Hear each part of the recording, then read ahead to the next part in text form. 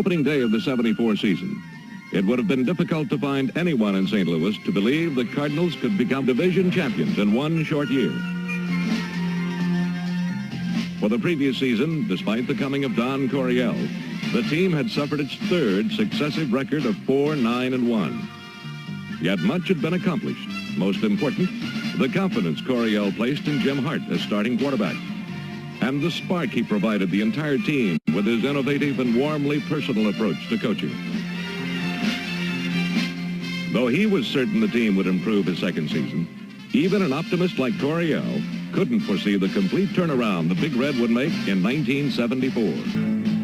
In the opener against Philadelphia, the Cards' much maligned defense won the game with a superb team effort.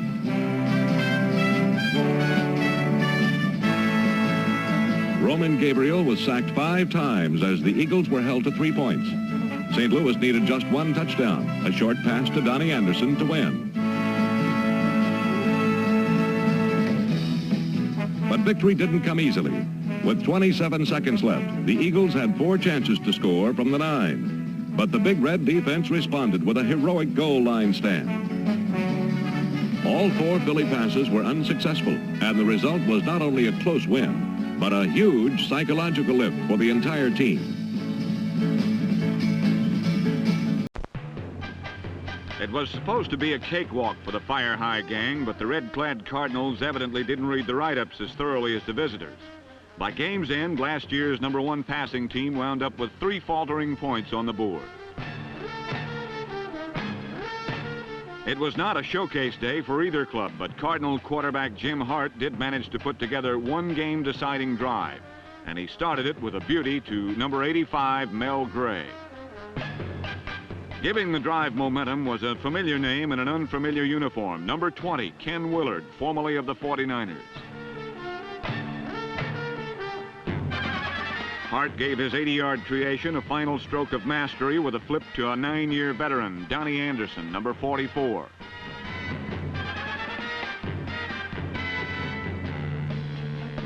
And although the Cardinals' offensive production was low last Sunday, they do have some impressive firepower. Number 21, Terry Metcalf, is about as explosive as a fella can get.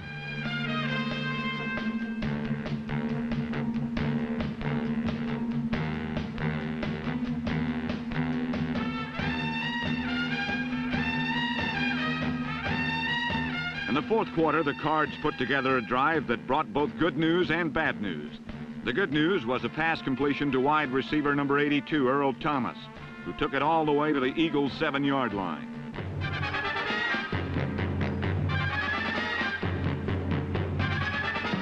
The bad news was that they fumbled the ball away on the very next play. Suddenly, the Cardinals' bench was fidgeting with remembrances of the Eagles' last play victory in 1973. Then, with less than 2 minutes remaining, Roman Gabriel orchestrated a 71-yard drive that carried the Eagles to the Cards' 9-yard line, where they had 27 seconds to salvage victory.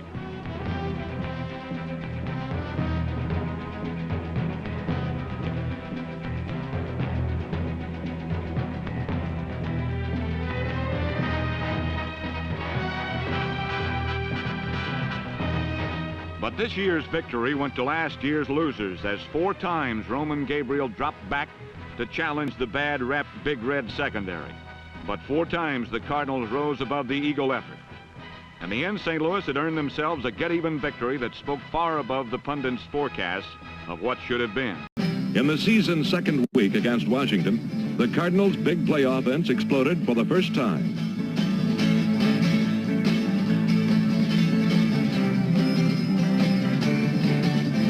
Terry Metcalf's 75-yard touchdown run was the longest of the season in the NFL. But once again, it was the defense which stole the show.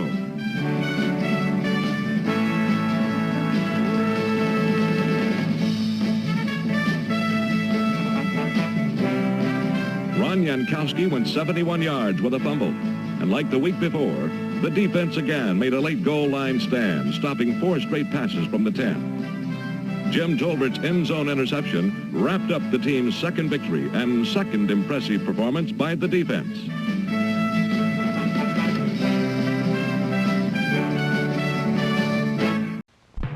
Last year, when the St. Louis Cardinals hired Don Coryel, he promised a wide-open offense, and he delivered.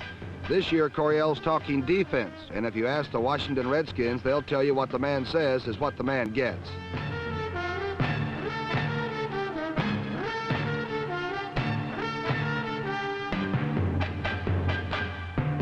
In their matchup last Sunday, the Cardinals showed to be a two-fisted crew. And a lot of their wallop came from 6'5" defensive end Ron Jankowski, number 78.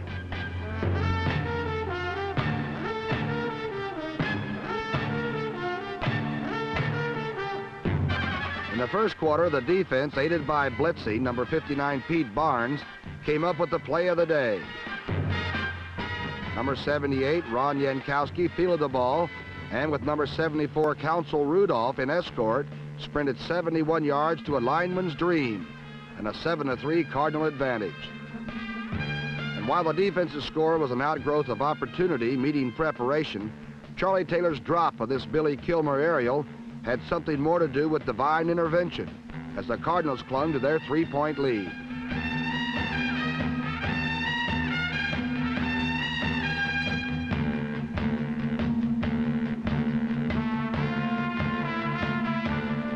Three plays later, however, Jim Hart pitched out to number 21 Terry Metcalf, who upstaged Ivan Jankowski on this 75-yard romp, which put the Cardinals up 14-3.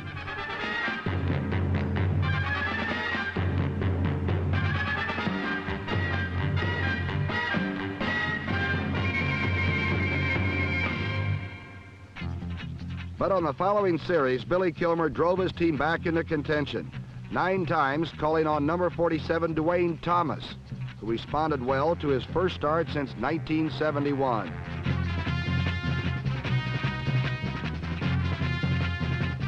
Then from the 11-yard line, Billy Kilmer executed a reverse rollout that ended with a TD flip to number 88 Alvin Reed, which put the Skins within easy striking distance at 14-10.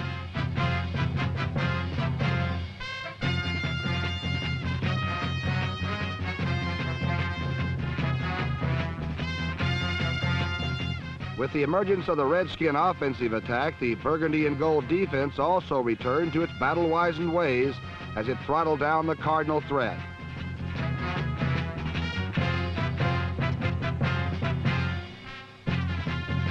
In the fourth quarter, the Cardinals' 17-10 lead was given the acid test.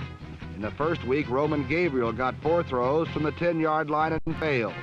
Last Sunday, Billy Kilmer got 4 throws himself. The Cardinals once again turned back the threat as number 45 Jim Tolbert intercepted the final toss to ensure victory number 2 for the surprisingly competitive St. Louis Cardinals.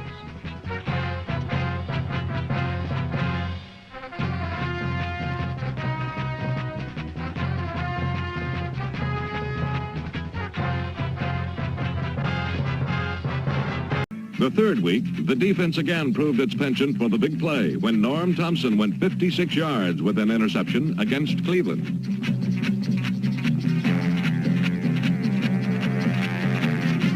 Beginning in the second half, the Cardinals' big play offense was ignited by Terry Metcalf, who went 94 yards on one of the most sensational kick returns ever seen.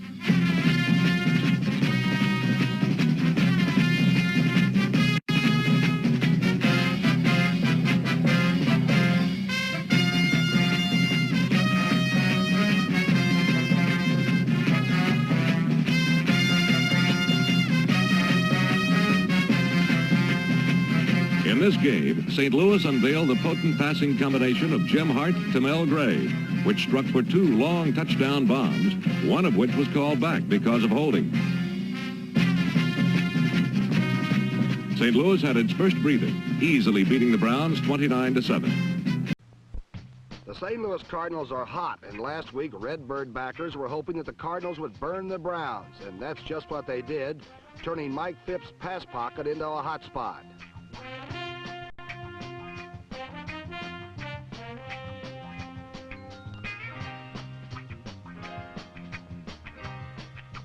Phipps finally did manage to escape the Cardinal rush line, and he hit Jubilee Dunbar to complete a pretty 25-yard pickup.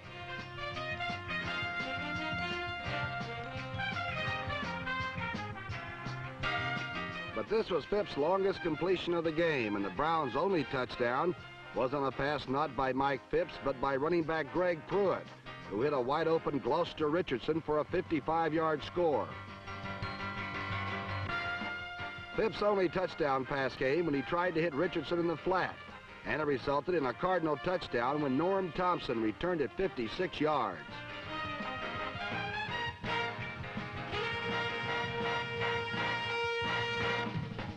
The Browns' strength this year was supposed to be defense, but against the Cardinals, even when they got the chance for a big play, it slipped through their hands. And one thing you can't do this season is give the Cardinals a second chance, because they will make it good. Consider the case of Donnie Anderson. He popped through the line and appeared TD bound, but was just stopped on a shoestring tackle. No matter, later in the game, Anderson got one anyway on a 1-yard plunge and reach.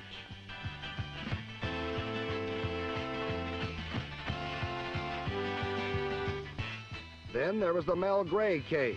With 21 seconds left in the first half, Jim Hart hit Gray for an apparent 40-yard score.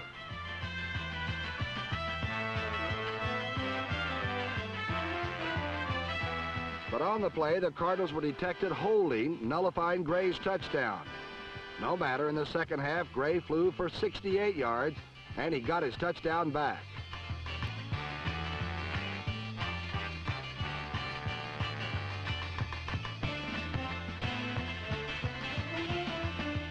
Case number 3 was Terry Metcalf, who very nearly broke a punt return for a touchdown, but was stopped by the last man who had a shot at him.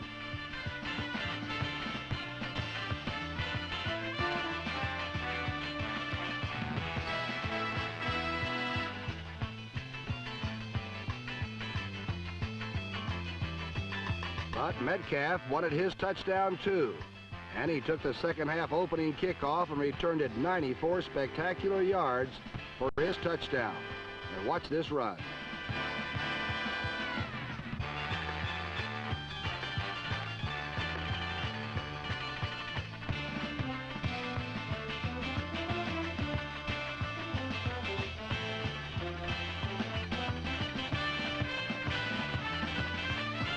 It all added up to a convincing 29-7 rout of the Cleveland Browns. Second-year head coach Don Coryel has his Cardinals 3-0 with a promising season ahead, while for the 1-2 Browns, it looks like it may be a long year. Mel Gray and Jim Hart continued their long-range bombing the next week by teaming for 2 swift touchdown strikes against the 49ers.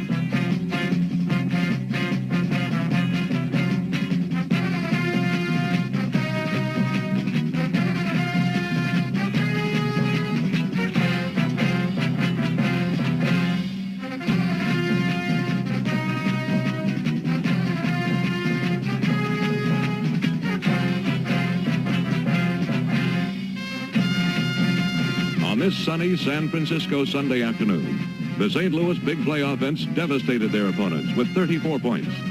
But once again, the Cardinals' surprising defense refused to take second billing. They totaled 4 sacks, 2 interceptions, and limited the 49ers to just 9 points. Through the first 4 games of the season, the defense had given up only 29 points. At the start of last Sunday's game, the San Francisco 49ers seemed confident they could and would prove the St. Louis Cardinals more fluke than truth. And sure enough, in the first quarter, Cardinal hopes of victory were being extinguished by angry red waves of 49ers.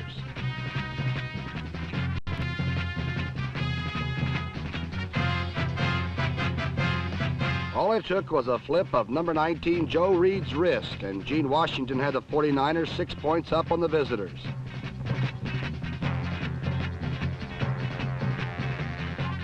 The Cardinals on the next series, however, recouped and were looking at a 3-pointer by number 25 Jim Bakken. But number 57 Frank Nunley turned the whole thing around when he blocked the kick, and suddenly the 49ers were in goal position from the St. Louis 44-yard line. From there, number 40 Wilbur Jackson workhorse the San Franciscans to the St. Louis 7-yard line and a 9-0 lead over the unimpressive St. Louis Cardinals. The final Cardinal indignity was suffered as number 17 Jim Hart started a come-from-behind program that was quickly preempted by number 37 cornerback Jimmy Johnson.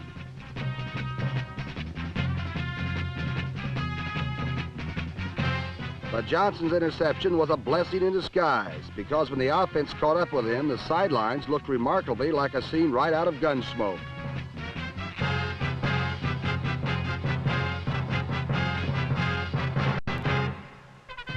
And on the next series, the Cardinals defense took the offense's example and came on like a wrecking crew.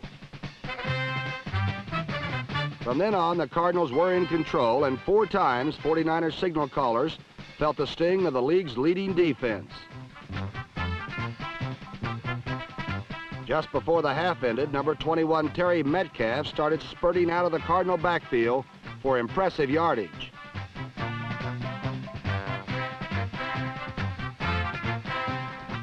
From the 24-yard line, Metcalf followed some playbook blocking for a score and spike that no referee could possibly find fault with.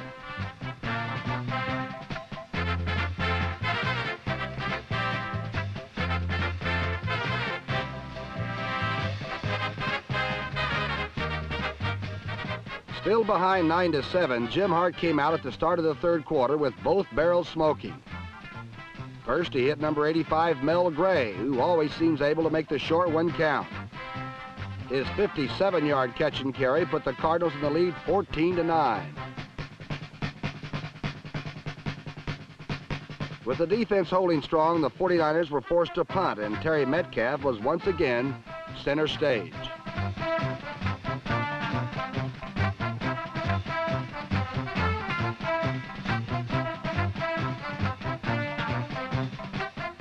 Metcalf's 43-yard punt return put the Cardinals in easy scoring range, and it was number 44 Donnie Anderson that took Hart's pass for the score and a wrench knee.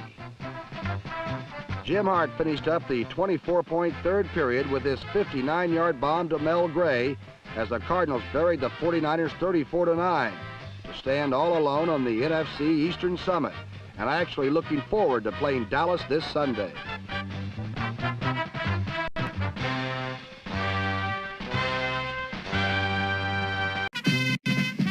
Entering the season's 5th week, the Cardinals were still undefeated and played Dallas in one of the outstanding games ever seen in Busch Stadium. Against Tom Landry's Cowboys, the one thing the team wished to avoid was to get behind early. But the first time Dallas touched the ball, that's exactly what happened, as Dennis Morgan went coast to coast.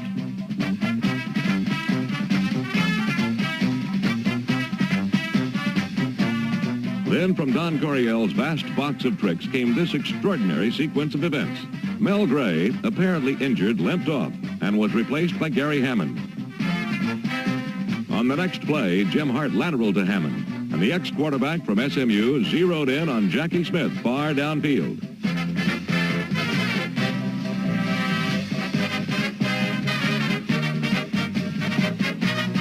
"83 yards later, Smith was caught from behind. But the astonishing play led to the game-tying touchdown. And minutes later, Mel Gray proved his limp was indeed an Oscar-winning performance. The 80-yard touchdown put the Cards up by 7. However, Dallas came right back to tie. Then the Big Red attack really exploded. For the 4th time in 5 games, Jim Hart had 100% protection from his line as he picked the Cowboys secondary clean.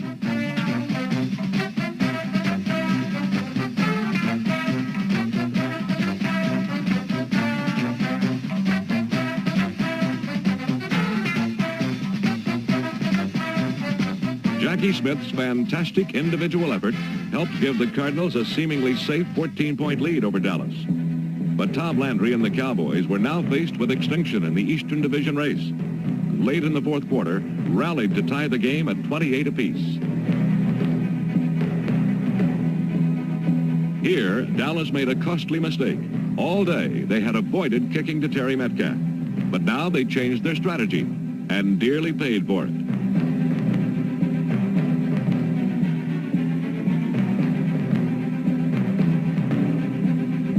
Metcalf's 56-yard clutch return set up a field goal attempt, with just 62 seconds left in this hard-fought game.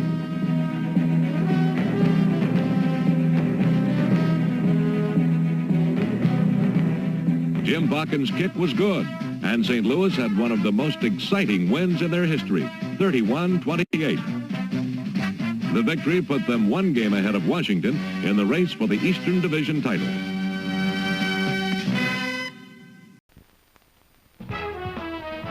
The St. Louis Cardinals have scaled new heights during the first 4 weeks of the 1974 season. They are undefeated, atop the NFC East Division race, and are off to their best start since 1966, when they did not lose until their 7th game. No, indeed, losing is not for the Birds anymore. Losing is not in the avian appetite for 2 reasons, offense and defense. There are no better reasons. The Cardinal defense has bent 4 straight offenses out of shape and allowed just 29 points, less than any team in the National Football League. At the same time, the Cardinal offense has scored more points than any team in their conference. Number 85, Mel Gray, leads the home run hitting offense. Though Gray has just 8 receptions, 3 have gone for scores on plays of 57, 59, and 68 yards. In fact, of the 11 touchdowns that the Big Red offense has scored, incredibly, 7 of them have been on plays of 56 yards or longer. Quarterbacked by the NFC's second leading passer, Jim Hart, the Cardinal offense has become a time bomb. Morgan got 10 yards of running room before anyone challenged him, and with a flying start, he turned on the burners.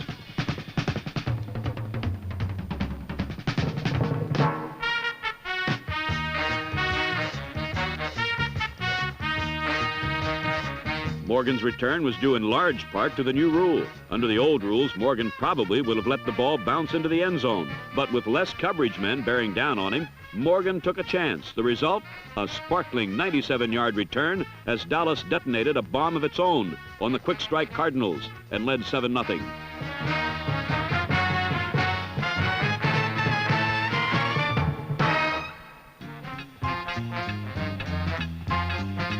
Drew Pearson lost 22 yards on a reverse, and with 14 yards tacked on due to a clipping penalty, the Cowboys had moved backward 36 yards on one play. And instead of 1st and 10 on the St. Louis 35, they now faced 1st and 46 from their own 29. And on his first play in the game, he showed he could still throw a football. Tight end Jackie Smith was embarrassingly open, but 12 years of NFL pounding have taken some of the zip out of his legs, and though the play gained 83 yards, it did not result in a touchdown. Smith was disappointed, but 3 plays into the second quarter, Donnie Anderson's 1-yard plunge brought the Cardinals into a 7-7 tie. Taking their cue from the big play, Big Red offense, the Cardinal defense shut down the Cowboy attack, and it was time to unload another bomb. From the 20, Hart hit a suddenly sound and speedy Mel Gray with a perfect pass.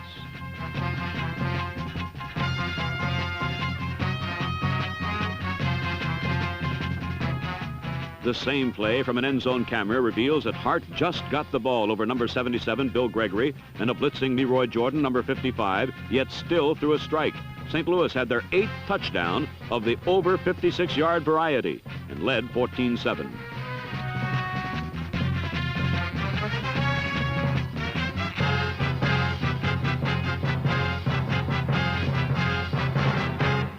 Dropped straight back and hit tight end Gene Fugit for the tying score.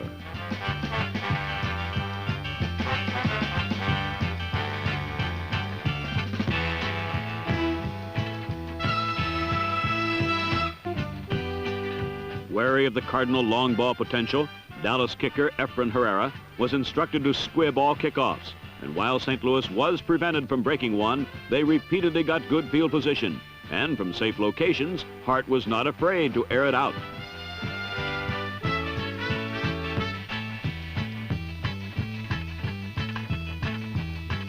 After nearly nailing Gray again, Hart next got the ball with 1 minute to go in the half. Dallas now sent in its pocket crasher, number 1 draft pick, Too Tall Jones. But Hart crossed the Cowboys with a draw.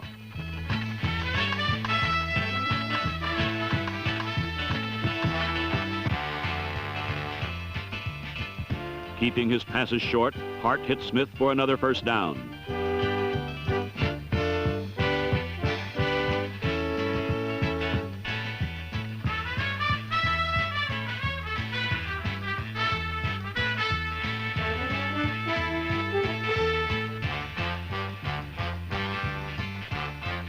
Then on 2nd and 10 with 18 seconds left, Hart went for the reliable Smith again.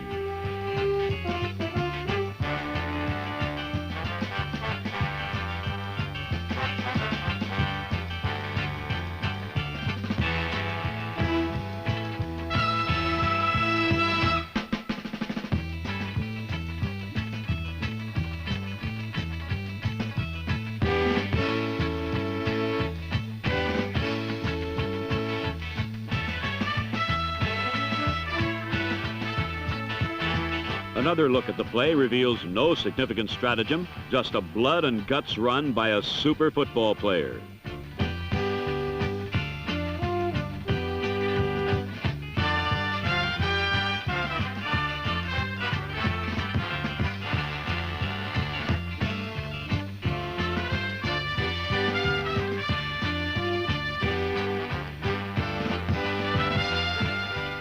Smith is currently the all-time leading receiver from the tight end position. He has caught and run with a lot of passes, but it was reported that on the sideline, Smith said this play was the greatest play of his career. One thing is sure, his teammates surely appreciated Smith's great effort and his 20-yard touchdown that gave St. Louis the lead at halftime, 21-14.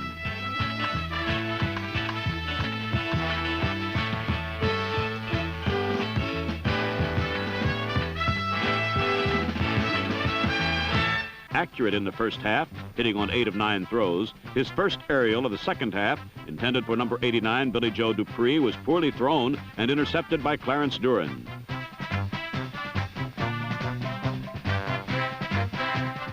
With the ball at the Cowboys' 31, Jim Hart almost returned the favor when his first pass of the half filtered in and out of the hands of the Cowboys' middle linebacker, Leroy Jordan. But when number 75, Jethro Pugh, was suckered out of position on this influence trap, the Cardinals punched for first down at the Cowboys' 19.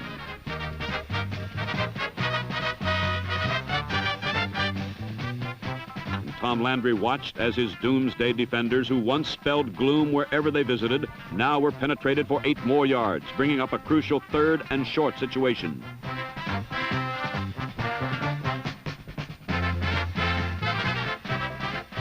Jim Hart chose Terry Metcalf on a quick tackle trap, but Dave Edwards got a shoulder in the play. Cornell Green jerked the ball free, and it appeared that Doomsday had redeemed Staubach's poor pass. But neither Mel Renfro nor D.D. Lewis could cover the loose ball, and the Cardinals won the battle at the bottom of the pile, presenting them with a 4th and inches dilemma at the Dallas 10. Leading by 7, the Cardinals went for the first down. They got it, and on 1st and goal from the 8, Terry Metcalf found daylight and ran the Cardinals' lead to 28-14.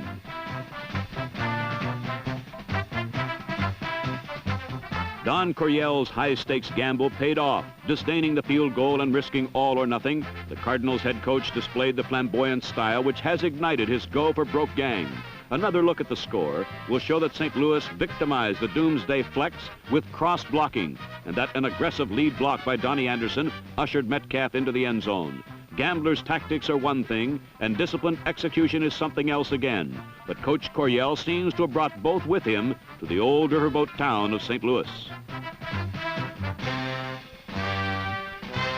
When Staubach's perfectly thrown bomb skidded off the hands of Golden Richards, and Dallas remained down by 14.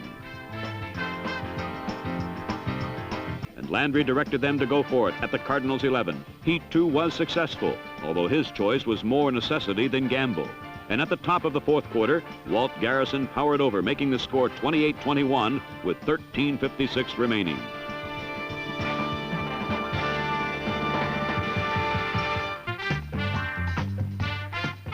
But again, a promising long drive was aborted when another perfectly thrown bomb dropped harmlessly out of Drew Pearson's hands.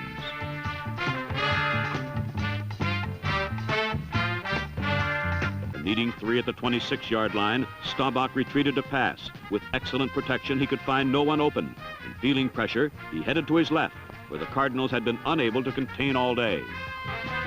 The gain was to the 17-yard line, and 2 plays later, pass interference called against Norm Thompson gave Dallas 1st and goal at the 1. With 3:39 remaining, Roger himself ran it in, and the score was tied at 28 all.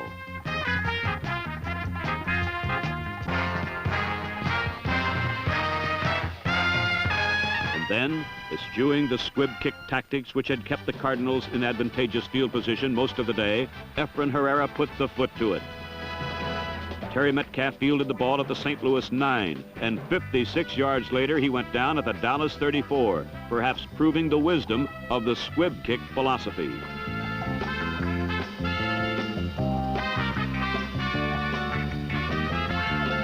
Coach Coryel hung on for 2 minutes and 33 seconds as his team gouged out its first and only first down of the quarter before Jim Bakken was forced to put up a 31-yard field goal. It was good. And the matter-of-fact Bakken was congratulated by his joyful teammates, now leading 31-28.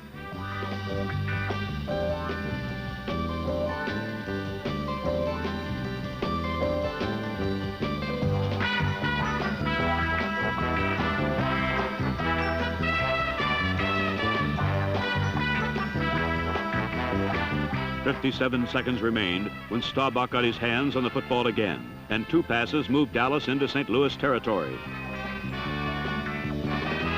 Staubach's last-minute heroics suffered when Leo Brooks toppled him on his side of the 50, costing the Cowboys their last timeout.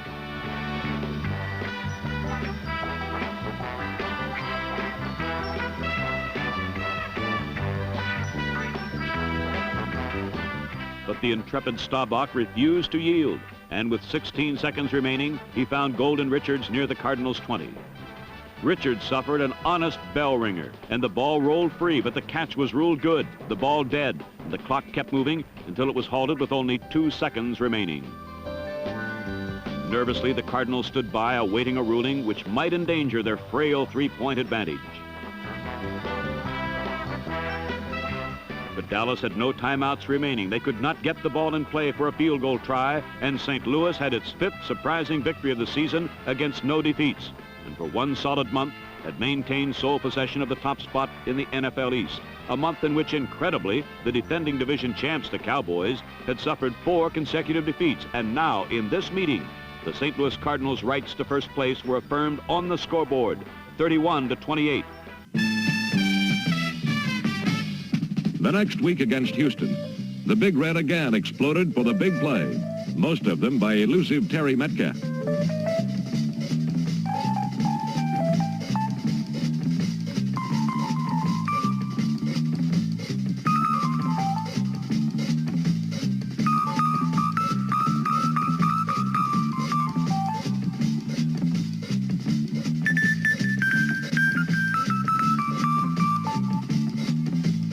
Metcalf totaled 265 yards for the best day of his 2-year NFL career, and Jim Hart twice hit Earl Thomas with touchdown passes as the Cardinals became the league's only unbeaten team with 6 consecutive victories. And all year long, they continued to make the big play.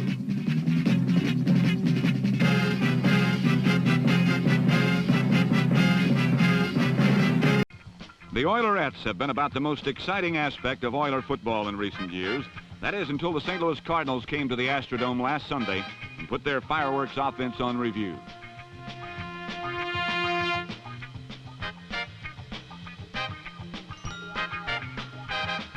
When number 35, Jim Otis, launched himself into the Oiler end zone, it was 7-0 and early in the first quarter.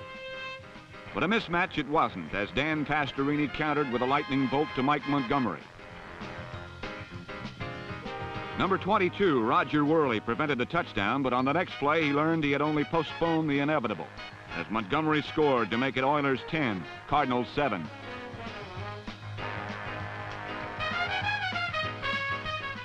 In the second quarter, the Cardinals came up with a Houston fumble, and Jim Hart capitalized with a strike to number 82, Earl Thomas, that put St. Louis ahead 14-10. On the following series, the Cardinal Team D literally came through again as number 74, Council Rudolph, with the crunch on Dante, and number 75, Bob Rowe, got the offense the ball again. It was Jim Hart's show once more, and after looking everybody over, he threw again to Earl Thomas, and suddenly it was Cards 21, Houston 10. In 92 seconds, St. Louis had scored twice, but the Oilers came back with a field goal after Mike Montgomery dropped a badly needed 6-pointer.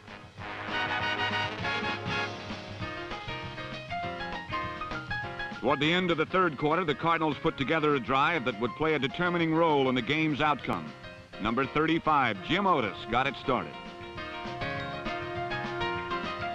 Jim Hart then spotlighted number 21, Terry Metcalf, whose versatility and running genius has played a major role in St. Louis' rise to sudden glory this season.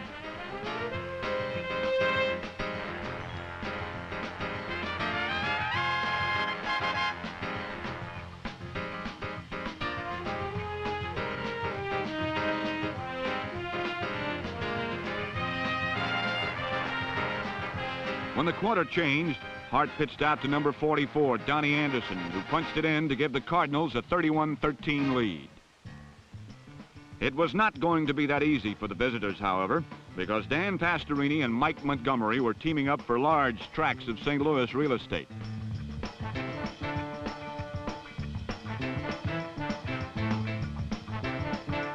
In 5 plays, the Oilers traversed 65 yards, and it suddenly was getting serious at 31-20.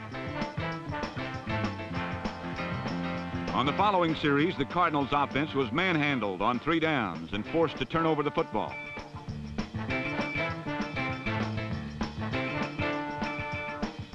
Pastorini, throwing on every down, moved his team steadily toward the Cardinal goal.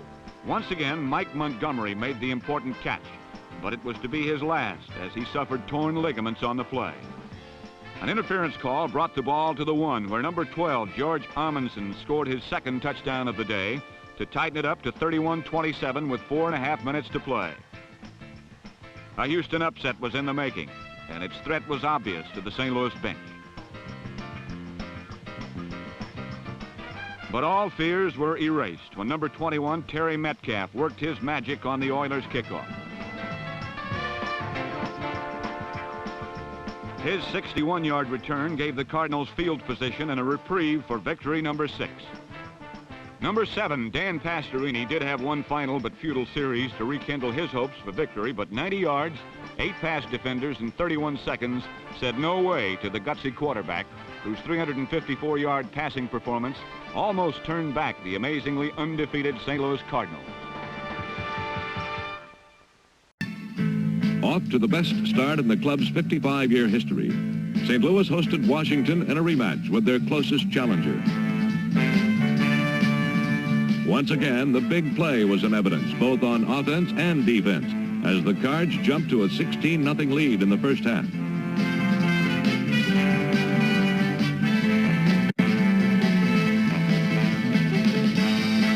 Jim Hart had an outstanding afternoon, completing his first 8 passes and finishing 15 of 19 for 200 yards as the Big Red attack riddled George Allen's proud old defense.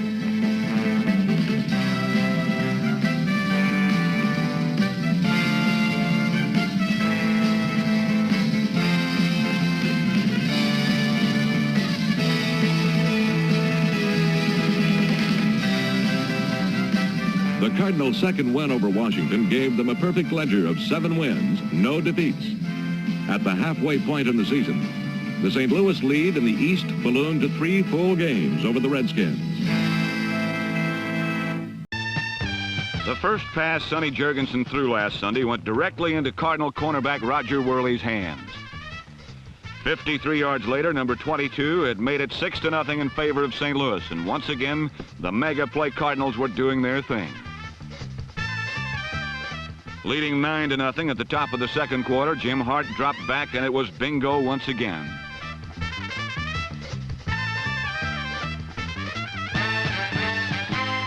This time it was to number 82, Earl Thomas, whose 52-yarder made it Cards 16, Washington nothing. Then, with only 2 minutes left in the first half and 95 yards downstream, Sonny Jurgensen hung it all out. First to Charlie Taylor for 29 yards and breathing room. 7 consecutive passes later, it was hello, Mr. Taylor again on the St. Louis 2-yard line. Sonny completed his coast-to-coast tour with a strike to Larry Brown, which made it Skins 10, Cards 16. In the third quarter, following a Washington field goal, the kickoff ill-fatedly went to Terry Metcalf.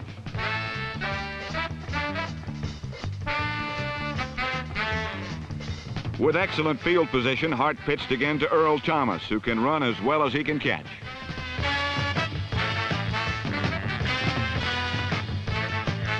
Facing 3rd and 8 at the 26, Hart went to Terry Metcalf, whose one-on-one confrontation with Chris Hanberger was no contest.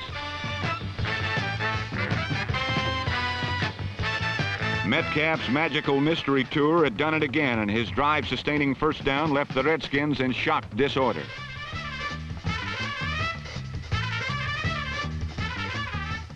On the following play, Hart, showing a feel for pressure, moved away from danger long enough to loft the 6-pointer to number 44, Donnie Anderson, whose solitary figure in the end zone says a great deal about the dizzying effect of the multi-headed Cardinal attack. But if the Washington defense was bewildered, Sonny Jurgensen was never more right on as he pinpointed the offense downfield. In 14 plays, Jurgensen had the Redskins at the Cardinal goal, where he looked it all over before picking out number 43, Larry Brown, for a controversial touchdown that really tightened things up at 23-20, Cardinals.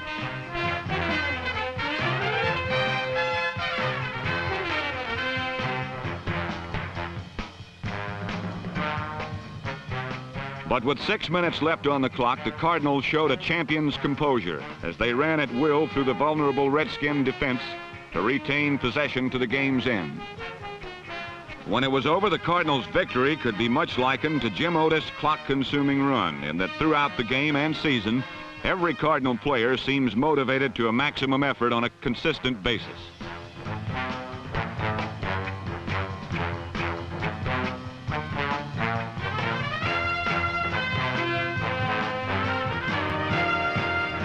And their 23-20 victory over Washington was enough to convince anyone the St. Louis Cardinals are legitimate Super Bowl contenders, or at the very least have to be rated even against the Dallas Cowboys this weekend.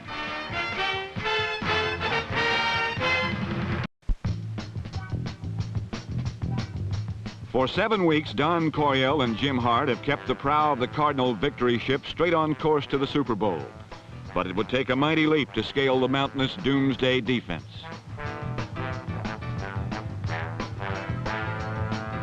Once again, St. Louis relied on the big play, and Hart's well-aimed lob to Jackie Smith gave St. Louis an early 7-0 lead.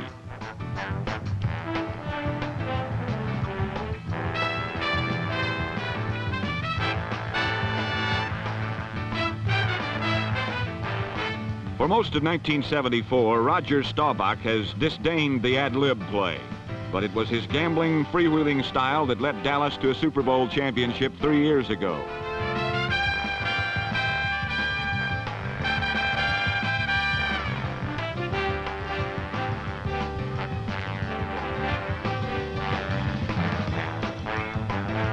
Staubach moved the Cowboys into a 7-7 tie with some pinpoint passing, some clutch receiving, and a roughhouse run by Robert Newhouse.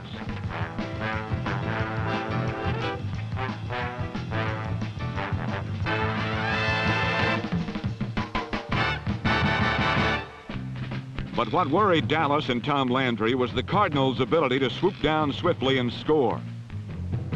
That concern became a reality when Hart nailed Mel Gray at the flag.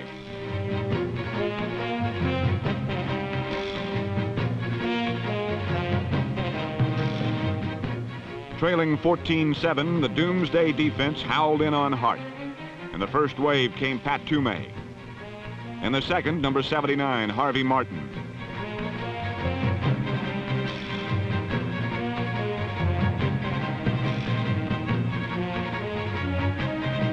Prodded by the rolling thunder of doomsday, Dallas crashed into a 14-all tie on a smash by Calvin Hill.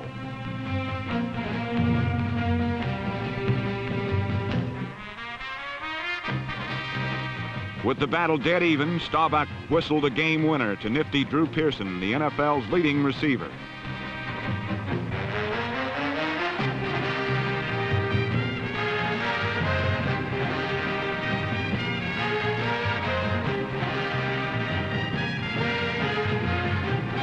But Pearson's 52-yard explosion was aborted by a holding penalty, and St. Louis victory flag caught full wind.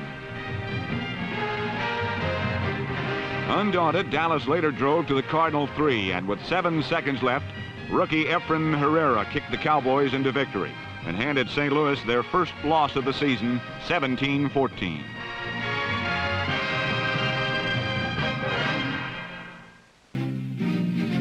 In the season's 8th week, the Cardinals traveled to Dallas, a tough place to be with a 7-game win streak on the line. But St. Louis started well, with Jim Hart throwing scoring passes to Jackie Smith and Mel Gray.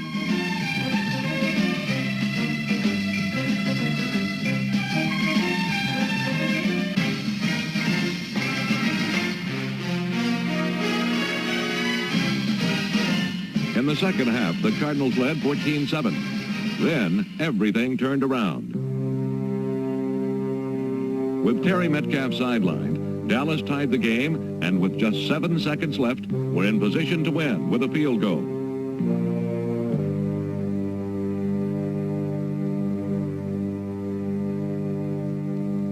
In Texas Stadium, the Cardinals' sensational 7-game winning streak came to an end, 17-14.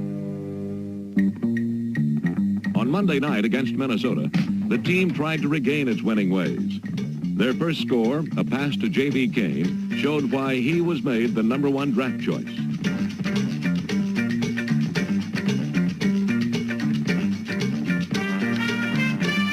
The Big Red attack moved well all evening against the Vikings. Jim Hart had his finest single game ever with 353 yards passing.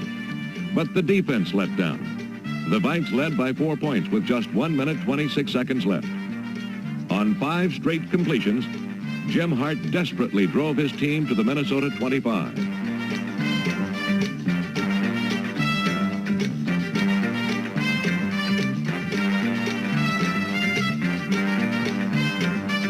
But time ran out for St. Louis. They played a fine football game, but lost their second straight, and their once comfortable lead in the division race was now reduced to a single game. For the first time in over a decade, the Philadelphia Eagles opened a football season with great expectations and even greater enthusiasm. But now, with their record disintegrated to 4 victories against 5 defeats, all that's left is great enthusiasm. And like the kingdom which was lost for the want of a nail, the Eagles' frustrations have been caused by the simplest thing, lapses in concentration. 5 times the Eagles aided the Cardinal ball control game with needless offsides penalties. And these so-called aggressive mistakes, like all others, will result of momentary lapses in concentration.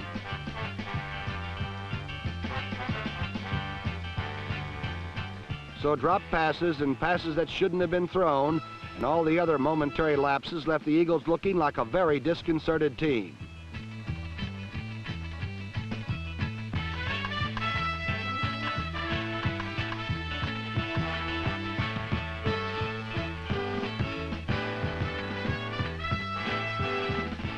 Meanwhile, the consistent Cardinals cut open Eagle pass pockets an incredible 9 times, dropping Roman Gabriel and leaving the Greenbirds one more thing to think about, losing. And losing is a very disconcerting thought. That the game was close is a credit to the Eagles' defense, which limited the Cardinals' mega play offense to 1 mini mega play. This Jim Hart to Earl Thomas connection good for 36 yards.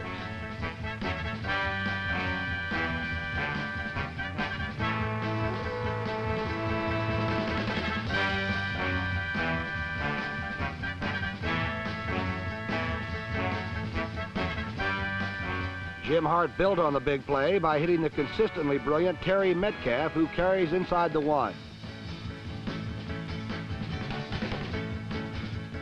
And Hart into the game's only touchdown drive himself, sneaking over to snap a 2-game Cardinal skid and maintain a full game advantage at the top of the NFC's Eastern Division. Final score, the consistent Cardinals 13, the less disciplined Eagles 3.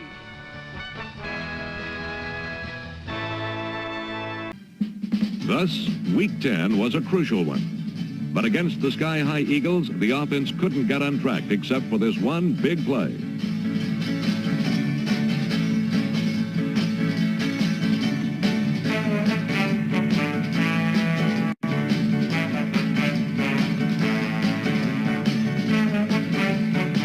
Earl Thomas Thomas's catch led to Jim Hart's short touchdown plunge.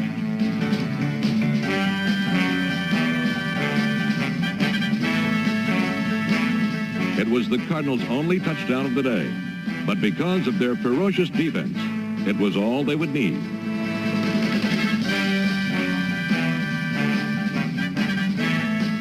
Roman Gabriel was sacked 9 times, twice 3 times in a row, as the Cardinal defense dominated Philadelphia. The losing streak was snapped, 13-3. Autumn is nearly done. Winter is on its way. Unfortunately for New York Giant fans, this typical eastern landscape accurately reflects the team's performance in Yale Bowl. Their record, to say the least, is bleak. Since the Giants began using the bowl 2 years ago, they have won a total of exactly 1 game there. Despite the similarity of the record over 2 years, there is none as far as the composition of the team compared to last year's. For Bill Arnsparger has cleaned house so thoroughly, there are 21 first-time Giants on the 74 squad. This year's Giants haven't been winning, but they have been competitive, and that's a large improvement over the Alex Webster regime. Bill Arnsparger's first target was to rebuild the Giant offensive line, which he has done. Next, he shored up a weak running game. But the trade for Craig Morton was the single biggest reason for optimism among Giant fans, for Morton is without doubt a quality quarterback. The biggest factor in the surprising success for the Cardinals is their enthusiastic coach, Don Coryel. He has turned the team from a pass-oriented club to one stressing the run. St. Louis has jumped from 25th of 26 teams in running last year to 2nd this season. This has made them even more effective through the air because they're throwing more selectively. This man, number 21, Terry Metcalf, is one reason for the Cardinals' explosiveness. He was to be one of the prime targets of the Giant defense as the St. Louis Cardinals met the New York Giants, and New York's rookie punter Dave Jennings was called upon for his specialty. Jennings was lucky. His punt went as far as it did, 36 yards. But he was unlucky. It went to who it did, Terry Metcalf. For Metcalf took the ball on the run. The NFC's second leading returner upped his average with a fine 20-yard return.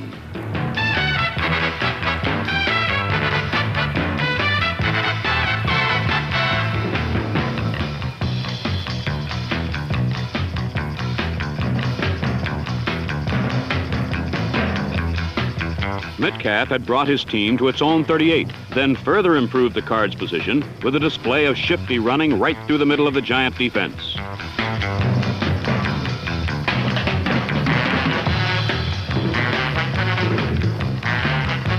Metcalf went for 10 yards twice. Then Hart gave to his fullback, Jim Otis, who got an additional 10 tough yards to the Giant 32. Here, Hart hit on his second pass of the day, a down and out to J.B. Kane in the right flat. The huge rookie from Colorado made sure everyone knew he caught the ball.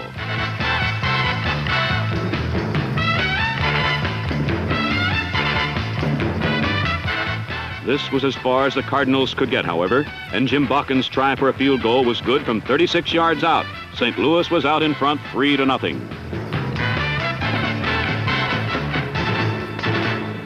St. Louis quickly got the ball right back, as on the Giants' first play, Craig Morton had plenty of time to look, then underthrew Bob Grimm right into the arms of number 43 cornerback Norm Thompson. Thompson picked up an additional 20 yards on a fine weaving return.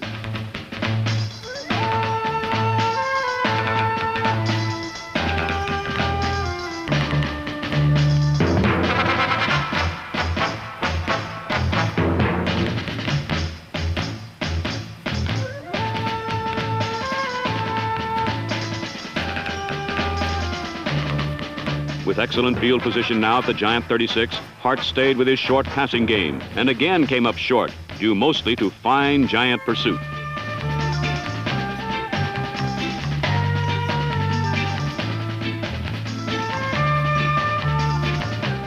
The receiver here was Jim Otis, one of the less heralded of the Cardinals. Otis, a former Ohio State fullback, is making his 5th season his best season, with over 500 yards rushing so far.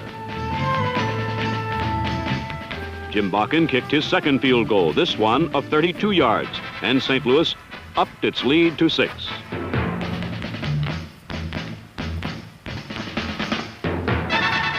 Note the devastating block by number 63, veteran Doug Van Horn, who with rookies John Hicks and Tom Mullen represent new strength on the Giant front line.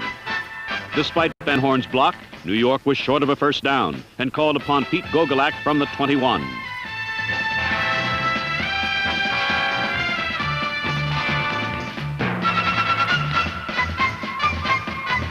Gogolak's attempt was wide left, and the Giants had missed a fine opportunity to get on the board. Nothing has hurt the Giants more than their kicking game this year. It was Gogolak's failure in sudden death overtime that contributed to the loss to the Jets. And the 11-year veteran from Cornell is feeling the weight of the world this year. This is Hal Roberts got off a good punt of 49 yards, but the recipient was X-Ray McQuay, who is finally fulfilling the promise he held as the leading runner in Canadian football. X-Ray brought the ball back 16 yards to partially negate Roberts' fine kick, and Morton quickly got back 15 more yards with a short pass to Joe Dawkins along the left sideline.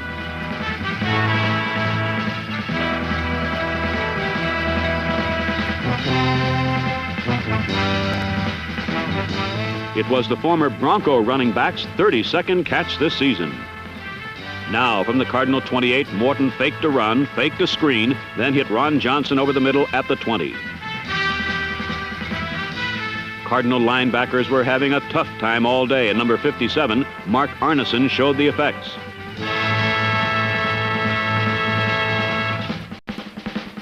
Two plays later, Morton burned the backers again as Johnson took a circle pass for 9 more yards as New York moved closer to pay dirt.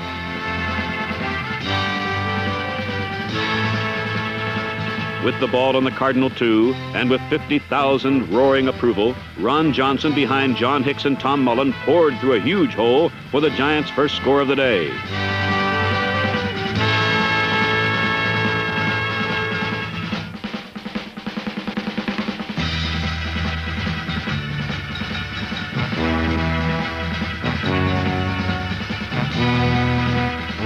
It was somehow inappropriate that the lineman should congratulate Johnson. It should have been the other way around. All Johnson had to do was run. But nonetheless, the Giants took a 7-6 lead into the second half. Field position, guess what Craig Morton did?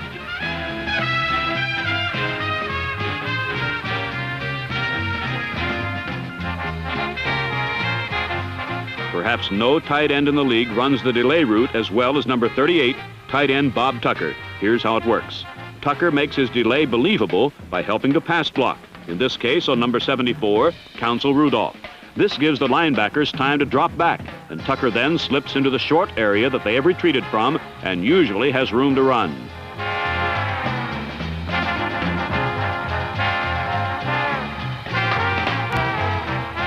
Tucker's run carried into St. Louis territory, and then Morton did an uncharacteristic thing for this game. He handed off on a running play, and Joe Dawkins made it work.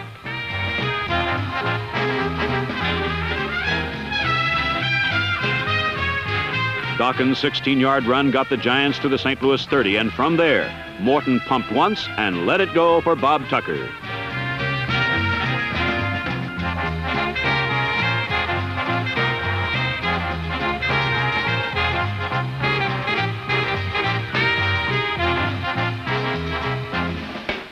New York now led 14-6, and it appeared that the Giants might extract their pound of Cardinal flesh again, for no matter how the teams compare on paper, on the field, the Giants always seem to beat the Cardinals once a year. Though St. Louis was highly favored in this game, they were in trouble now, trailing by 8 with 20 minutes to go in the game. Strength equals pass.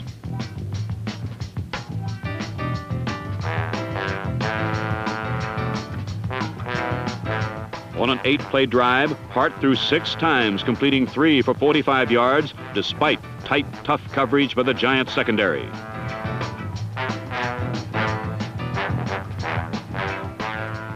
From the Giants 16, Hart evaded the Giant rush, stepped up into the pocket, and found Earl Thomas wide open.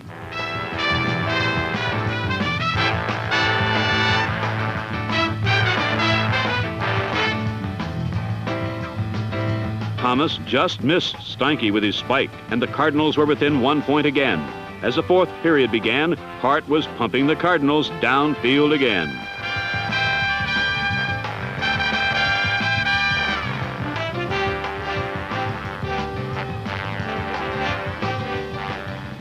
Completing 3 more passes, Hart got St. Louis close enough for a field goal.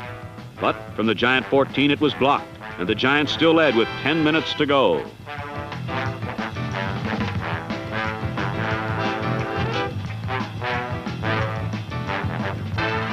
Retreat to the goal line before hitting Mel Gray for 19 yards.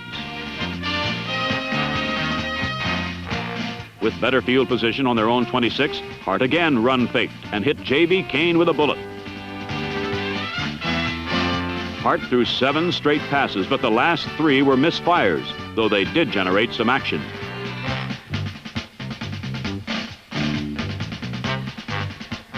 The Cardinals, perhaps somewhat frustrated, were forced to punt, but got an incredible break when the Giants were called for illegal use of hands, giving the Cardinals a first down on the New York 40-yard line.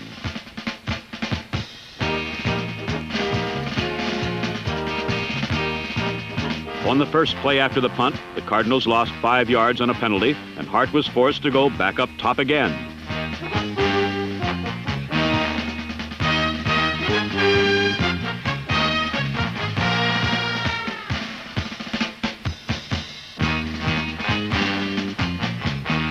After 2 incompletions, the Cardinals faced 3rd and 15, and Hart, who has been quoted as saying, when he tries for Mel Gray, he just throws it as far as he can, evaded a giant rush, and off balance, threw it as far as he could.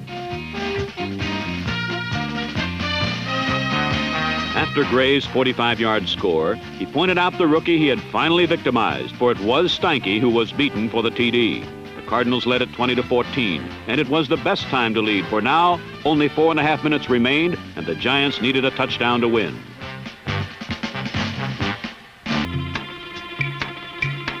But Morton wasn't going to be outgunned by anyone, and on the first play of the Giants' drive, he hit X-Ray McQuay for 25 yards.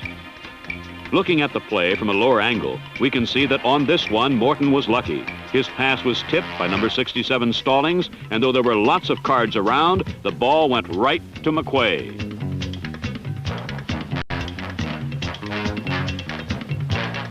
A holding penalty brought Morton to a 2nd and 20, but he still got the first down, gaining exactly 20 on a pass to Bob Grimm.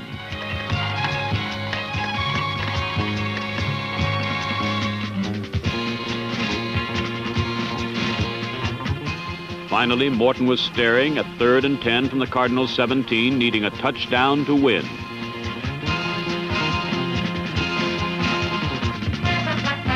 Somehow, Walker Gillette got very open, and his touchdown put the Giants back on top 21-20. If the Cardinals were really a first-place team, they could prove it now, for only 76 seconds separated St. Louis from falling into a first-place tie for their division lead.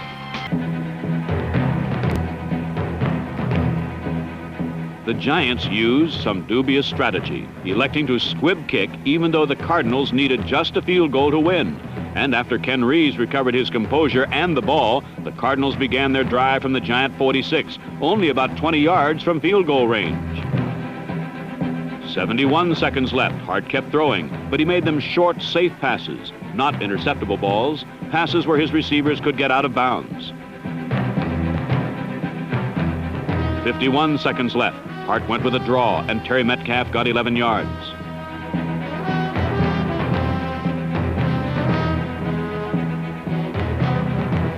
"43 seconds left. Hart almost blew the game.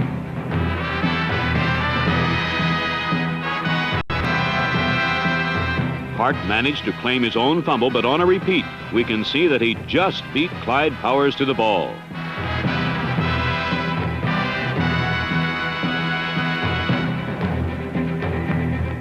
Though they had reached the Giant 23 and Jim Bakken field goal range, Hart surprisingly threw the ball again and got 7 yards closer.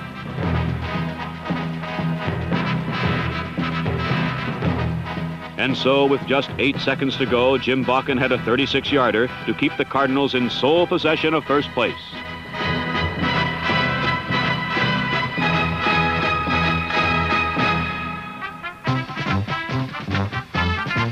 Bakken's kick was true, but he was a reluctant hero. When asked after the game if he likes to come in with the game on the line, Bakken said, "If it's all right with you, I'd just as soon not." The Cardinals had another of their last-second miracles that have spiced their remarkable season thus far, while the frustrations of a third consecutive loss at game's end embittered the Giants and spilled out onto the field.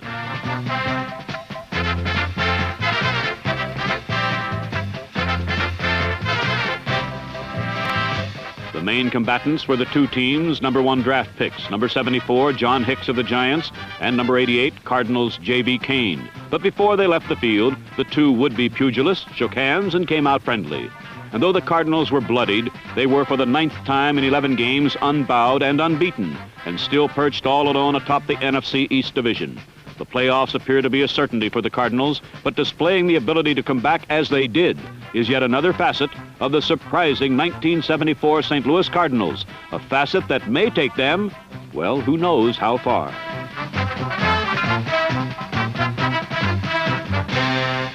Victory number 10 was the target as the Cards met the Chiefs on a cold, wet, windy winter day. Kansas City took the lead well into the final quarter before the Cardinals' offense finally came alive.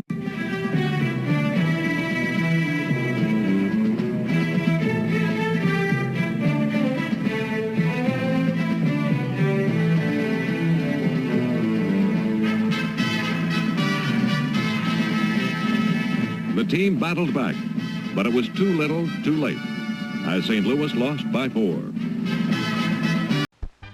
It was a perfect day for a sporting event, an event like snowball throwing, for instance.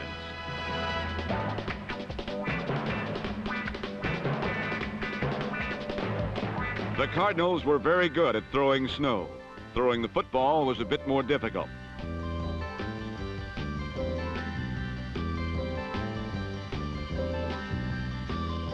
Number 21, Mr. Everything for St. Louis, Terry Metcalf, gave the Cardinals an early 6-point lead, which turned out to be the only 6 points of the entire first half. The rest of the time, the idea was ball control.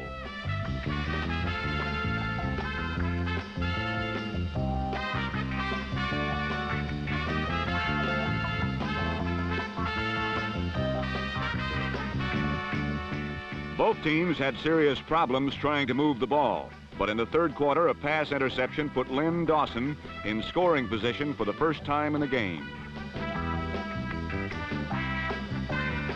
Number 31, Jeff Kinney, managed to hang on, and the Chiefs led 7-6.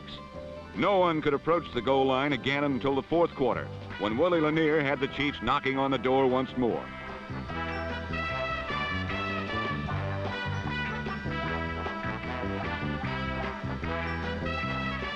The yards nearest the goal line are the toughest for any runner. Wendell Hayes took his lumps, and the Chiefs led 14-6, a lead which might be called comfortable. But who could be comfortable in last Sunday's weather? Certainly not an unknown rookie like number 30, Cleophas Miller from Arkansas Pine Bluff. Or could he?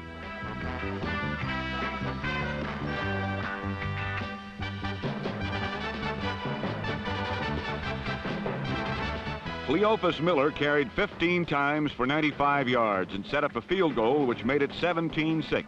Not until then did St. Louis threaten again.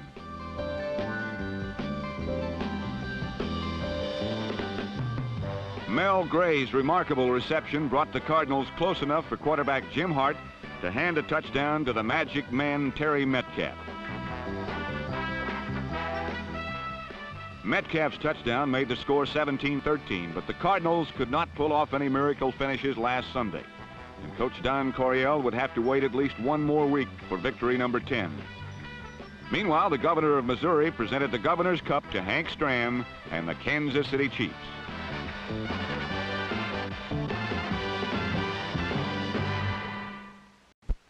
The Cardinals have lost 4 of their last 6 games, and in the first half, the Giants looked as though they were going to make it 5 of 7.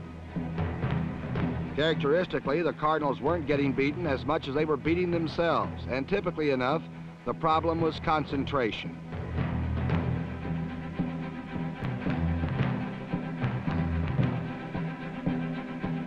Meanwhile, the Giants, led by quarterback Craig Morton, were closing in for first blood with this pass to Ray Rose.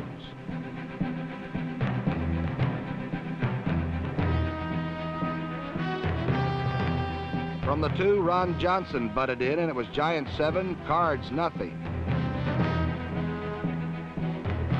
A few drop passes later, and the Giants were in business again, thanks to a field-shortening return by the multi-purpose Mr. Rhodes.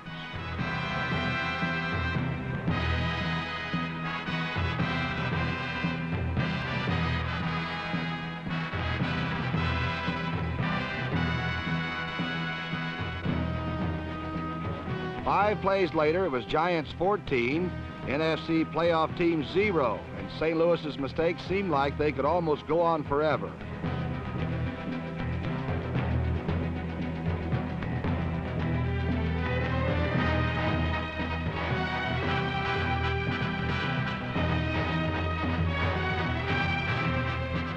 At the very threshold of their first divisional title, the St. Louis Cardinals were then faced with whether they had the championship poise to ignore their frustrations and play a winning second half. The answer was not long in coming, however, as with Jim Hart orchestrating, the Cardinals commenced a comeback.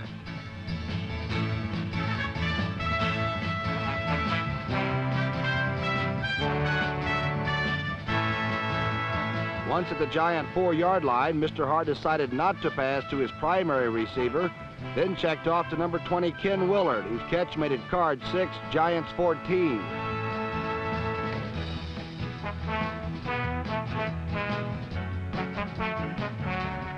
But the deficit was quickly made up as an interception turned the ball over, and Jim Hart only needed one throw to number 81, Jackie Smith, for the touch.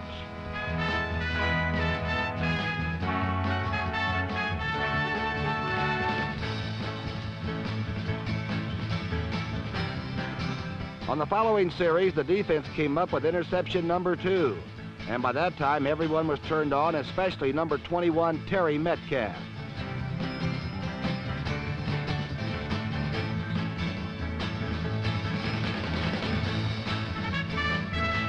And as the third quarter ended, miraculous Mr. Metcalf was in the end zone, and 20 St. Louis points were suddenly on the scoreboard.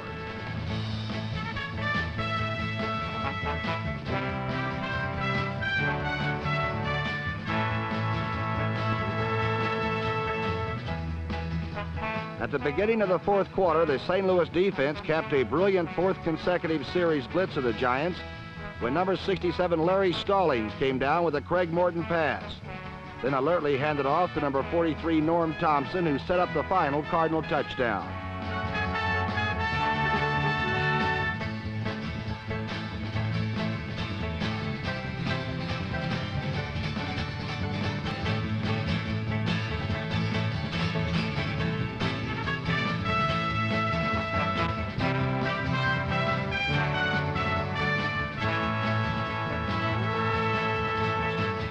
When Terry Metcalf strode into the Giant end zone to complete the 26-14 victory, the St. Louis Cardinals had won themselves their first divisional title in 26 years.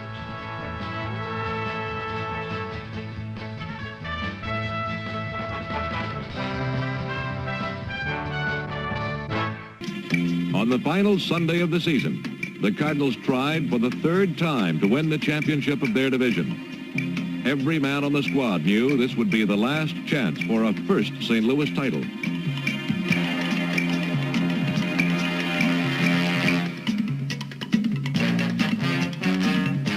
But the Cards fell behind from the beginning and trailed 14-0 at the half.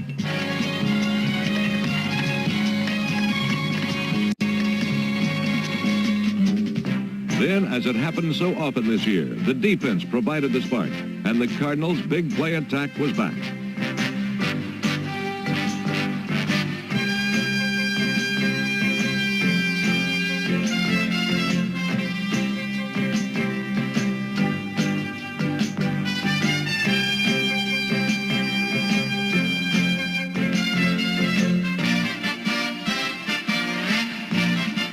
In a stunning about-face, the Cardinals scored 4 touchdowns within 9 minutes against New York.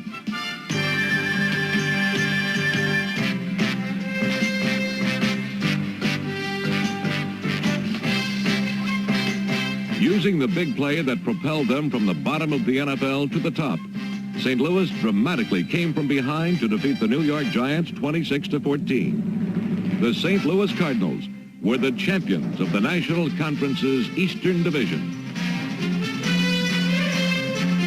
On creative defense, as middle linebacker Mark Arneson, number 57, stole his fan-targeting try for Jim Lash. This halted the Vikes' first sustained drive. St. Louis quarterback Jim Hart then went right at the gut of the Vikings' D, practicing the old philosophy that the way to beat Minnesota is to run straight at them. But Hart could not resist his big play air game for long, and on this play he hooked up with Terry Metcalf for 29 yards well into Minnesota territory.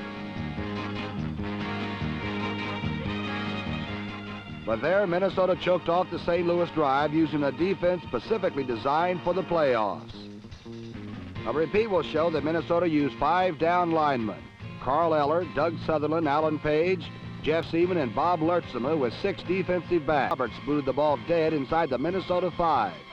And on this one, the Cards almost got a break. The ball took an odd bounce off Bill Brown's leg, but Brownie recovered and the Vikings hung on until on their first possession of the second quarter, St. Louis took advantage of its good field position.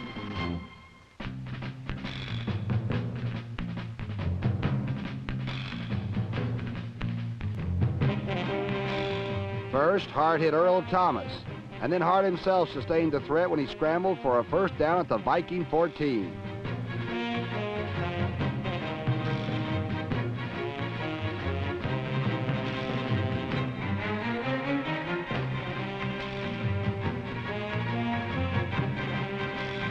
One play later, Hart found Earl Thomas wide open, and St. Louis took a 7-0 lead.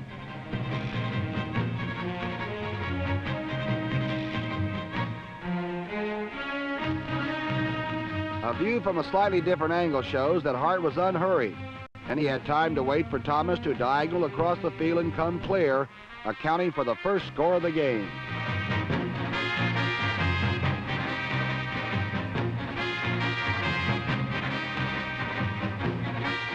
John Gilliam soaring for the catch to complete a 16-yard scoring play, tying the game at 7.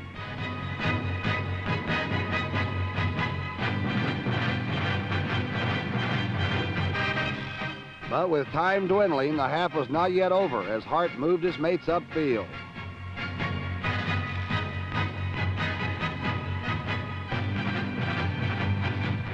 The Cards moved 66 yards in 43 seconds, only to run out of time at the Minnesota 6. From there, Jim Bakken missed a 23-yard field goal attempt, leaving the score not at half 7-7.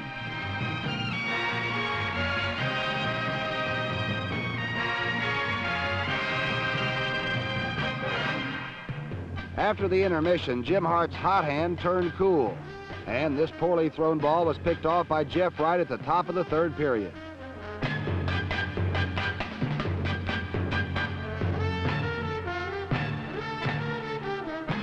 Although Wright returned the ball to the St. Louis 44, the Vikings had to settle for a 37-yard field goal from Fred Cox, and they had a 10-7 advantage. They had better luck, as Terry Metcalf, trying to sweep Wright, lost control of the football, and Nate Wright, number 43, turned the error into a 17-7 lead for the Vikings. Against the Cardinals' fine cornerback Norm Thompson, and on the third try, he connected with John Gilliam.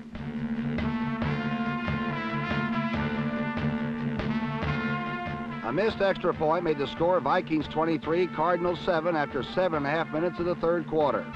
With 12 minutes gone in the last quarter, Chuck Foreman completed a 57-yard drive with this 4-yard burst.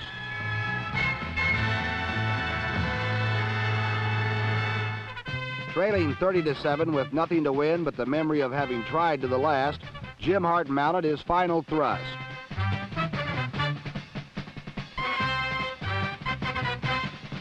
Oddly, not until now did Hart turn to his great tight end, Jackie Smith.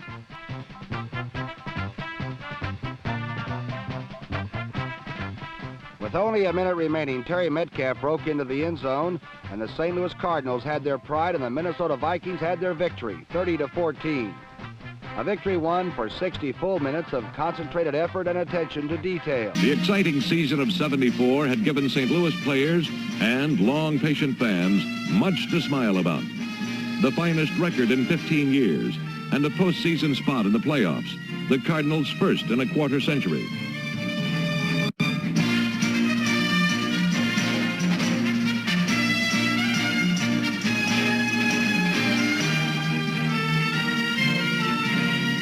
In only his second season as a coach in the pros, Don Coryel perpetrated one of the great turnabouts in football history. Deservedly, he was named Coach of the Year.